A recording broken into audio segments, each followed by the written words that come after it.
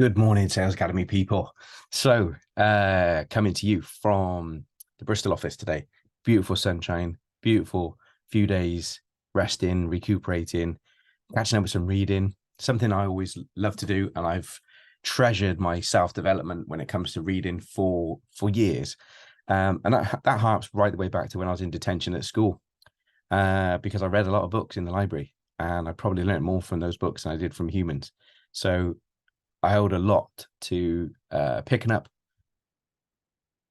a story, a parable, an educational, less workbook and textbooky stuff, but stuff where there's principles, there's theories, there's lessons. That's why I love listening to podcasts where there's real conversational gold happening about life, about business, about self-mastery and things like that.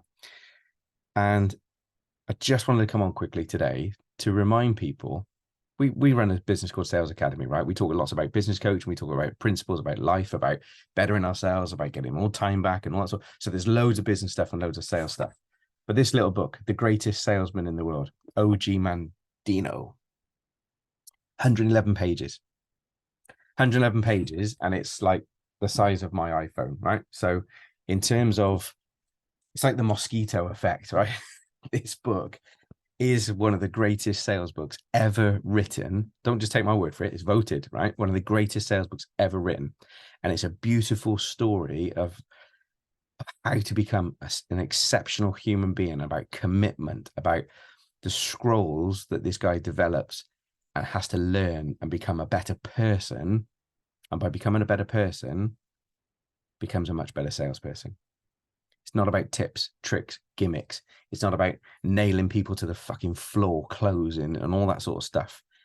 Yes, you have to ask for the sale. Yes, you have to be confident to ask for the sale. And you know what? When you've demonstrated value and you absolutely have the personality, the authenticity, the honor and integrity matched with the products and service, when you're sat in front of somebody, do you know what? Price will come into it as well. But when a lot of those things are in play, price is part of it. It's not the top of it. So I challenge every single one of you. If you've never read this book, why are you wasting time?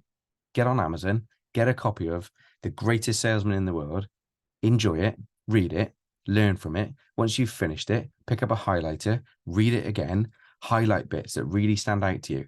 Get your one of my friends and great coaches, what she does is she reads a book and then she highlights with the little sticky post-it notes.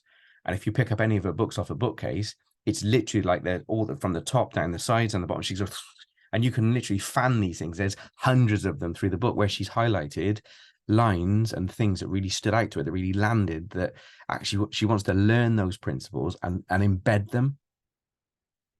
And that's for me the difference in learning, right? Understanding something is not the same as getting it. Understanding something is not the same as getting it. So, Greatest Salesman in the World. Comment below. What have you read the book? What did you take from it? And also, what would you say is the greatest sales book in the world? What would you say is the greatest book written ever for sales in the world? I've got a top three. Come and have a conversation. I'll share them with you. Have a great day, guys.